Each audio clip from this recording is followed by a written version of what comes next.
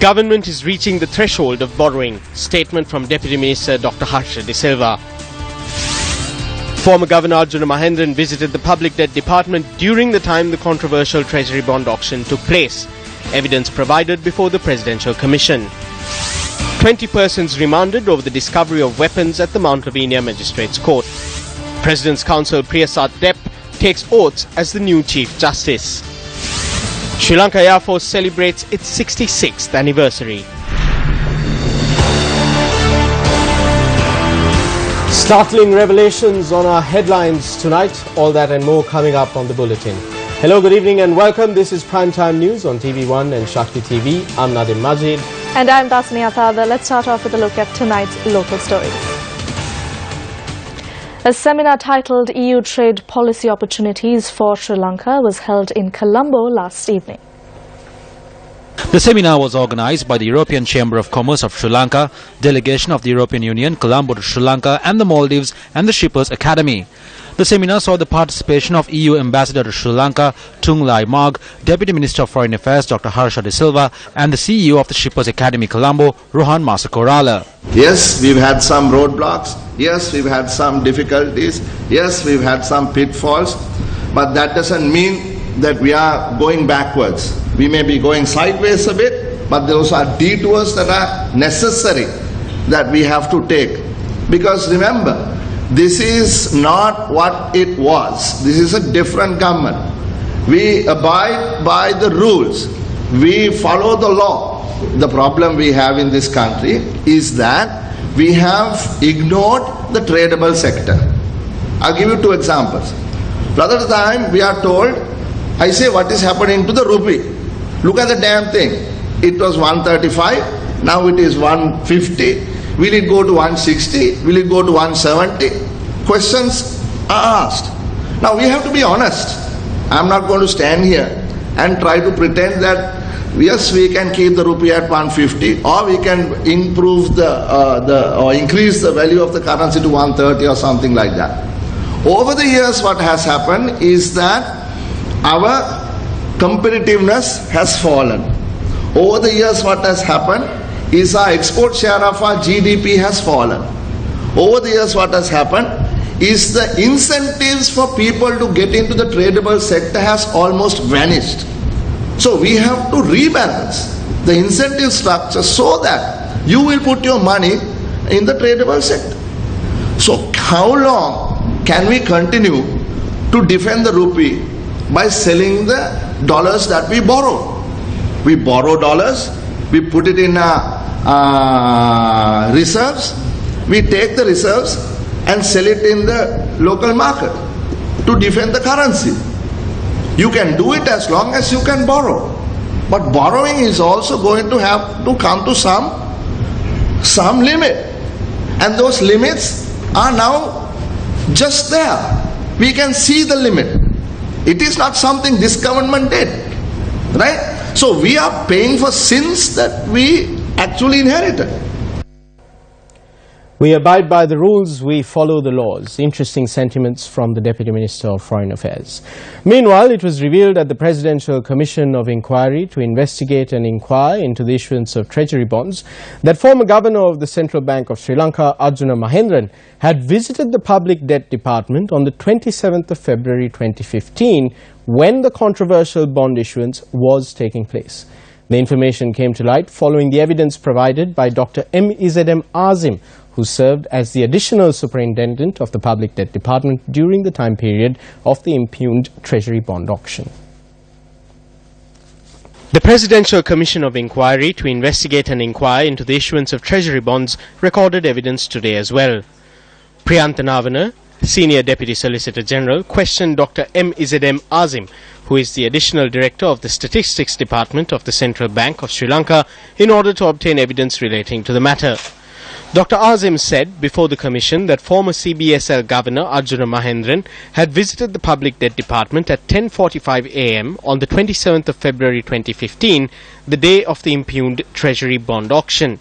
He added that at the time of an auction, access to the department is restricted, while also noting that during his tenure at the Public Debt Department, he had no experience of seeing any governor visit the Public Debt Department during such a period. The former governor, who had arrived with his security officers, had walked into the office of the superintendent of the Public Debt Department and inquired into the auction taking place at that time. Dr. M. Azim, who said the auction, which opened at 8:30 am, was to end at 11 am, noted that moments before the deadline of 11 am, the head of the front office had entered the office of the Superintendent of Public Debt while Arjuna Mahendran was still inside. The head of the front office had said at that time that a primary dealer had made a request to extend the auction time, and thereby the deadline of the auction was extended to 11:05 am. It was also revealed that the Bank of Ceylon had placed a bid of 13.5 billion rupees moments before the deadline, and Dr. M. Azim said that it was only later that he got to know that the bid was made on behalf of perpetual treasuries. Dr. M. Azim, in his evidence, said that after the end of the auction, which was at 11:05 am, former Governor Arjuna Mahendran left the office of the Superintendent of Public Debt. The commission is to convene again tomorrow. Economic experts reiterate that the economy of the country is at risk due to deteriorating investor confidence. The foreign investment on government securities, also known as treasury bonds and treasury bills, is a determining factor of the investor trust that is placed on a certain country. The foreign investments on government securities are listed on the weekly economic index of the central bank. As per central bank data, 453.4 billion rupees had been invested by foreign investors on government securities in the week that concluded on the 25th of February 2015. By 2016, that amount had decreased to 260.1 billion rupees. Thereby, foreign investments worth 193 billion rupees have been withdrawn by the investors in this time frame alone. As per the data released by the central bank on the 22nd of February 2017, the foreign investments on government securities stood at 196.1 billion rupees. Thereby, a staggering 257 billion rupees have been withdrawn by foreign investors in the past 2 years. Another factor that is highlighted when observing the data of the Central Bank of Sri Lanka is that during the week of the Gazette notification issue that arose at the Presidential Commission of Inquiry into the issuance of treasury bonds and bills, foreign investors had withdrawn 15.3 billion rupees. Former Deputy Governor of the Central Bank of Sri Lanka, Dr. W. Vijayawardena, says that the bond scam that took place in the country had aided in this situation where foreign investments are being withdrawn. Foreign direct investments in The foreign direct investments are not coming into the country. A large number of foreign investors have invested in the securities. That amount stood around $4.5 billion in 2015. Today that has reduced to 1.3 billion rupees. They have taken 3.2 billion out of the country. This has resulted in the rupee depreciating day by day. Today the USD to LKR stands at 155. If the remaining 1.3 billion is taken out, we do not know what will happen to the rupee. මම හිතන්නේ සක්‍ර දෙවියන්ටවත් කියන්න බැරි මට්ටමක අපේ හිටියා. ඉතින් මේ හැම දෙයක්ම සිද්ධ වුණේ එක සිදුවීමක් පිළිබඳව අපි හරි හැටි. This is because the necessary steps were not taken regarding one event at the right time. ක්‍රියාකලාපයක් නොගත්ත නිසා. The selling price of a US dollar, which stood at 133 rupees and 37 cents at the beginning of the year 2015, now stands at 153 rupees and 21 cents. If the amount increased by 20 rupees in 20 to 21 months, one cannot predict what amount it will be in the coming few months. The foreign direct investments did not increase in the past 21 months. How can we generate jobs? How can we reduce the increasing debt servicing ratio? How can we secure the value of the rupee? When we take all of this into consideration, we can see that we are directing the economy towards a bad place. What is the result of this? All this is interconnected, be it the depreciation of the rupee, the reduction in the foreign reserves, or the balance of payment issue, or the debt crisis. These are all parts of the same stream. These are connected to the trust placed by investors in the country. The government must revisit the economic policy of the country. Meanwhile,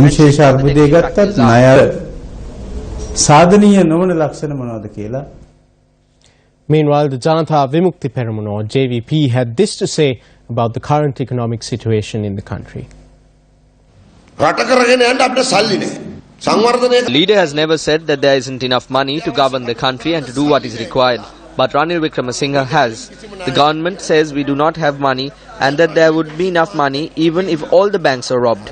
However, they are not talking about rupees. If there weren't enough rupees in the country, Ranil Wickremesinghe and Maithripala Sirisena could print new currency notes like Mahinda Rajapaksa did to deal with the central bank. But what are they talking about?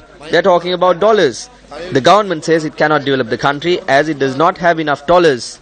He also gives an answer to this issue. The solution is to get rich companies or people from other countries to come to Sri Lanka and do the things that we cannot. Whatever the present government cannot do will be delegated to those people. This includes everything: agriculture, education, health, roadways and many more. This is his definition of investment. He says foreign investors will be brought in to develop the country and provide employment opportunities to 100,000 youth. He isn't lying. Then there is another story that he says. He says that they have obtained loans and the installments for these loans cannot be paid now. So to pay these installments, they have obtained more loans. So what is he saying again? That they do not have dollars. Though two statements are made, end of the day it all sums up to one thing: that they do not have dollars. What they are saying is that they do not have money to neither develop the country nor to pay off the loans, which means the country has gone bankrupt. He admits it. රට සංවර්ධනය කරන්නත් සල්ලි නැහැ කියලා කියන්නේ මේකයි. ඒ කියන්නේ රට බංකොලොත්. එහෙනම් පිළිගන්නවා එතුමා රට බංකොලොත් කියලා. Meanwhile, the joint opposition says it will go to court in place of former President Mahendran pertaining to the controversial Gazette notification issued on the bond transactions. President Mahendra Rajapaksa will not go to court. Next week, on behalf of him and the joint opposition, we will be filing not one but several cases against Finance Minister Ravi Karunanayake, co-sponsored by various factions. One matter is pertaining to the Gazette notification bearing the number 2015/1/1. This Gazette notification has been issued containing the name of former President Mahendra Rajapaksa. If our Finance Minister, Honorable Ravi Karunanayake, continues to behave like the head of Angoda, the Secretary to the Finance Ministry, Dr. Samaratunga, will go crazy. This Gazette paper is completely false, so it is important that the money of the local and foreign investors who invested on the treasury bills which were issued is secured legally to reassure their trust on the state securities.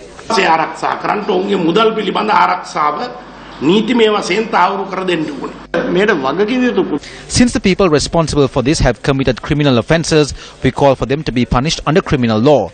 This goes to show that this government which steals does not even have the brains nor mechanism to steal. They have robbed in an entirely stupid way, and they have used an ignorant group of people to cover more robberies. The finance minister must definitely be held accountable for this.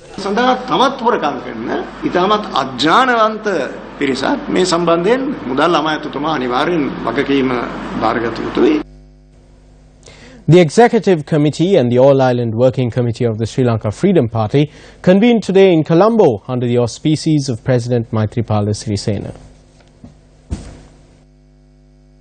During the meeting, attention had been focused on the upcoming election, the central bank bond controversy, as well as plans for the May Day rally. During the working committee meeting, it was pointed out that we need to clean this party. What we mean by cleaning it is that we need to eradicate fraud and corruption from the party. The president mentioned that the SLFP should be transformed into a party which will rectify its mistakes and strengthen the future generation. President's Counsel Prasad Dede took oaths as the new Chief Justice of Sri Lanka in the presence of President Maithripala Sirisena this morning. The senior-most judge of the Supreme Court, Prasad Dede, was sworn in as the 45th Chief Justice of Sri Lanka following the retirement of K. Sri Pawan on the 28th of February. Prasad Dede, a product of St. Joseph's College, Maradana, was a colorsman in rugby, athletics and football. He completed his primary degree at the University of Colombo and is the son of former DIG Arthur C. Dede, who incidentally held the national record for pole vault. Prasad Dede won a scholarship by the Dutch government that enabled him to acquire a postgraduate diploma in international law at the International Institute of Social Studies in The Hague. He served as Solicitor General of Sri Lanka from 2007 to 2011. He was appointed as the Justice of the Supreme Court in 2011 and has also penned a number of books in Sinhala and English. The 66th anniversary of the Sri Lanka Air Force was celebrated today.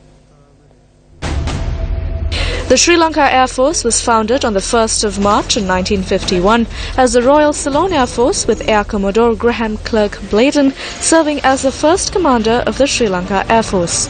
After Sri Lanka became a republic, the Royal Ceylon Air Force was rebranded as the Sri Lanka Air Force.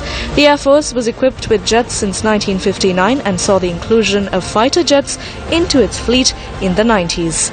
At a time when the Sri Lankan airspace was ready for war, the Sri Lanka Air Force acquired Mi-17 armed gunships to strengthen its fleet.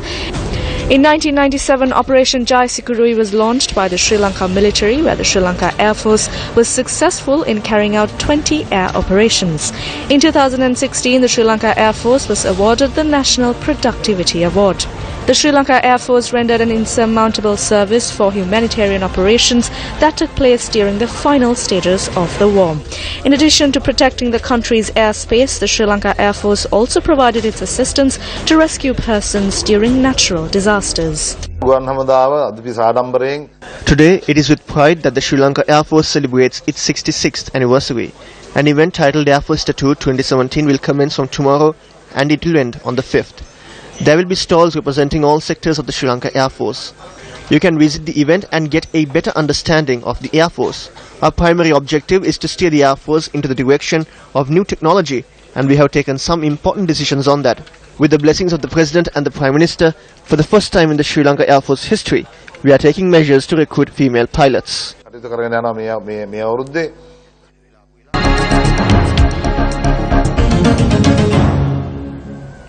The second phase of the Laksanda Sevana housing complex was vested with the public today by President Maithripala Sirisena. The Laksanda Sevana housing scheme, comprising of 396 housing units, was built at a cost of 1,188 million rupees. I urge everyone not to abuse the freedoms and rights that have been granted and end up leading the country into destruction. The repercussion will be faced by the people and not us. The President also highlighted the need for ministers and MPs to be with the general public. Ministers and MPs must go to the people in the towns and villages and identify the issues that they face and also work to fulfill their aspirations rather than spending time in the office buildings. You must speak to them and exchange ideas. That is the policy of the government. At a media briefing convened by the SLFP today, journalists raised questions about proposals put forward to abolish the executive presidency.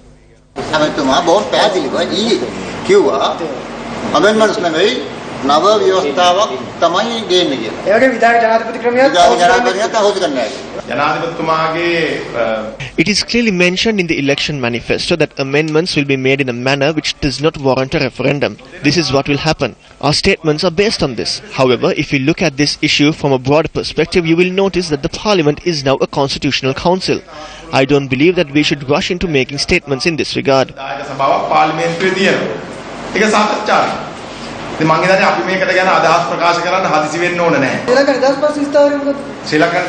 We will let you know our stance.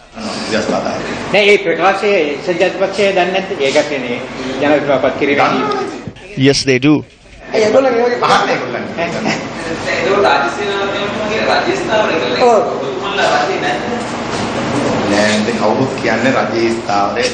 Everyone says that the government stance is the party's stance. The best person to convey the government stance is the President. He will explain the government stance. The President will inform the government stance in this regard very soon.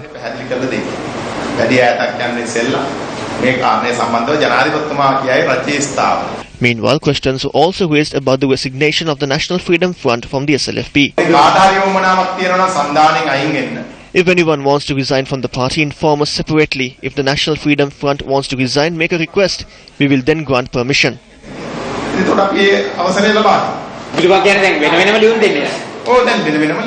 Yes, hand in separate letters. Anyone can resign. This is called democracy. If a request is made, I will give my approval. UNP MP SM Marikar says he will resort to strict action regarding the Kolonnawa garbage dump. When you say Kolonnawa, garbage comes to your mind. The time has come to change that, to build a new Kolonnawa. That is our aspiration. We gave the CMC 2 weeks and it is evident that they are slow-paced. Therefore, we wish to inform the Commissioner and the officials of the CMC that next week we begin the struggle to end the garbage dump in Kolonnawa. Don't blame us afterward. The MP was speaking at an event to provide compensation to those who lost lands to the low-level road development. Meanwhile, Health Minister Dr. Rajitha Senaratne responded to accusations levelled by the joint opposition at an event held in Kalutara today.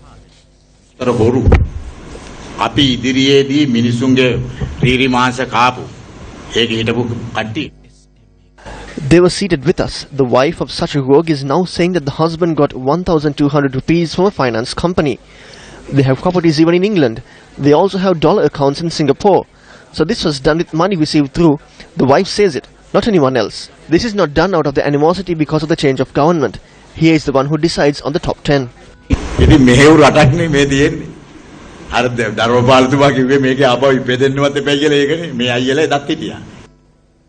The 20 suspects who were arrested following the discovery of firearms and ammunition at the Mount Lavinia Magistrates Court premises have been remanded until the 13th of this month after they were produced before Mount Lavinia Chief Magistrate Mohammed Miham. When the case was taken up at the Mount Lavinia Magistrates Court today, relatives of the suspects were seen in the area surrounding the court. Following the ruling, the group behaved in this manner.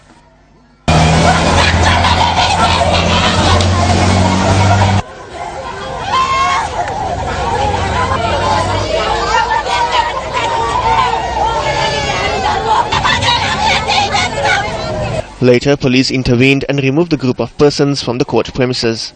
20 persons were arrested following the discovery of firearms and ammunition from within the Mount Lavinia Magistrates Court premises, and 9 of them had been present in court at that time. Information has also come to light that 16 of the suspects had visited court yesterday in an organized manner. Police said that the suspects were being handled by a person from Watakeyawatta in Ratmalana, adding that investigations are afoot to apprehend them. Police says they have already identified the mastermind and several suspects connected to the attack on the Kalutara prison transport on Monday. A statement from police headquarters reads that an extensive investigation has been launched in order to arrest the suspects. Information has come to light that some of the suspects are attempting to flee overseas using fake passports. Police headquarters said that airport security at Katnayaka and Mattal have been put on high alert in order to prevent them from fleeing. Former CEO of SITEM, Dr. Samira Senaratne, convened a media briefing today. The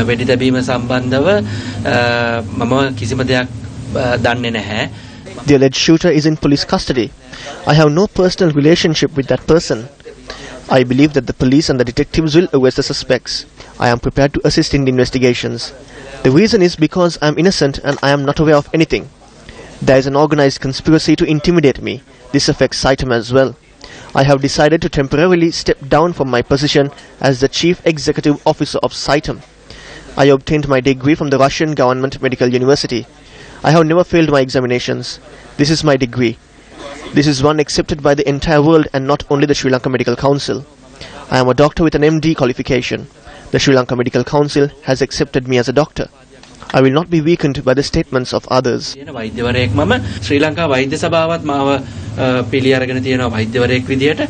එතනින් එහාට ඔය අනිත් මිනිස්සු කියන කතාවල් මට කිසිම ප්‍රශ්නයක් නැහැ. Sirius FM, our proud sister radio station, celebrated their 23rd birthday today. Sirius FM took to the Sri Lankan airways in March 1994, revolutionizing the radio sphere in the country. By the 24th of January 1995, Sirius FM's popularity and trust had grown by leaps and bounds, and the station became the first Sinhalese language station to broadcast 24 hours a day.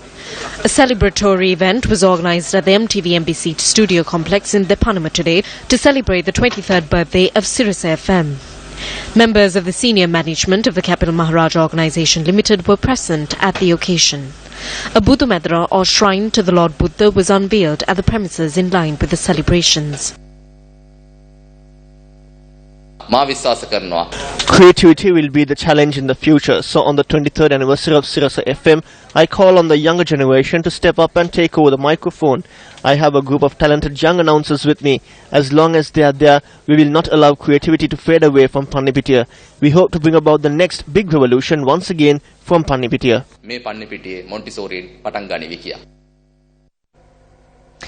The Cinema Directors Guild of Sri Lanka convened a media briefing yesterday in order to present a list of proposals that would enable the industry to solve its issues. However, with veteran film director Somaratna Dissanayake stating that the proposals cannot only contain the views of the Cinema Directors Guild of Sri Lanka, a tense situation arose.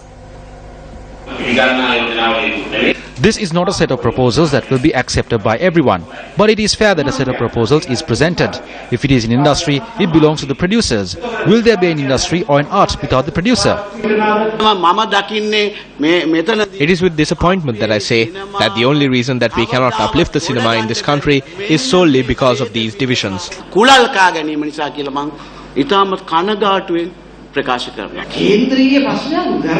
This is being misinterpreted as a centralized issue. This is the forum with the majority of the directors. There is no other. There may be other organizations.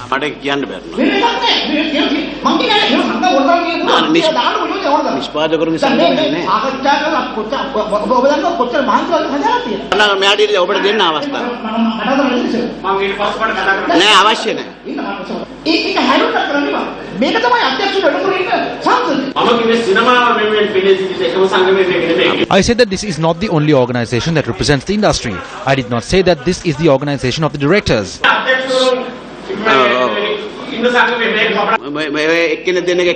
There may be organizations that were formed in houses.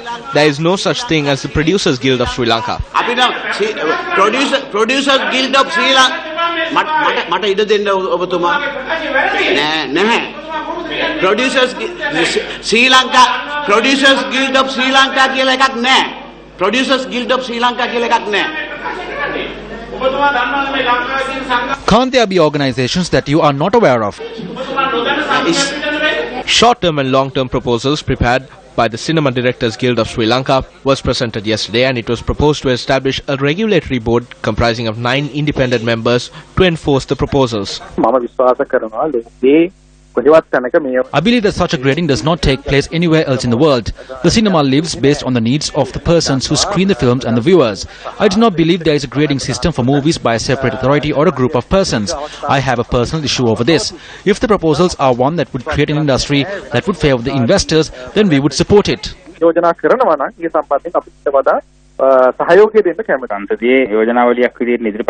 The guild has presented a set of proposals. Other factions might also have some proposals.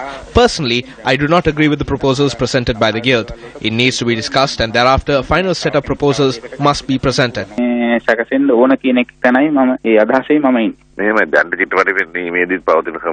When it comes to local cinema productions, only selected cinemas and companies are allowed to screen a movie. If they are presenting a proposal calling for a committee to decide on how movies should be screened in cinema halls, we will have to consider that. There are many companies involved. There is the EAP, Sirius and MBC and the LFT. We will have to reach an understanding following discussions.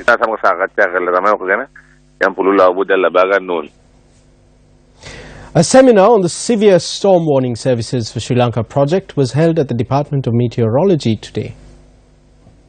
The seminar organized by the Department of Meteorology together with the Finnish Meteorological Institute was attended by senior officials of the Met Department and officials representing Finland. The Severe Storm Warning Services for Sri Lanka project, or SSWSS, is a Finnish research and development project to strengthen the preparedness for detecting weather and climate-driven hazards and the capacity to issue and deliver early warnings. Lightning is one of the best, one of the most hazardous events phenomenon here in your country.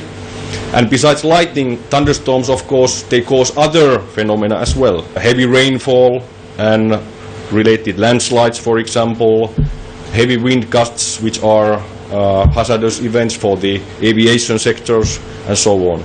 And like we heard, the agriculture sector is one of the most prone to lightning strikes. So within the next 2 years, so this year and the next year, when this project is running here in your lovely country, I am quite sure you will get a lot of new information on the how we can warn different sectors in your country with better new ways regarding lightning and the related hazards. And finally, in sports news, the Hindu colleges of Jaffna and Bambalapitiya organised a friendly football encounter in line with their big match cricket encounter. Played at the Hindu College Bambalapitiya, the home side dominated the first half with a 4-0 lead. They added another goal to their tally in the second half while keeping the Jaffna boys at bay during the entire game. Hindu College Bambalapitiya won the game 5-0. And that's a wrap of primetime news tonight. For the Newsfirst team, I'm Daphne Akalda. And I'm Nadim Majid, leaving you with some words of wisdom. So full of artless jealousy is guilt, it spills itself in fearing to be spilled. Make of that what you may. Good night and good luck.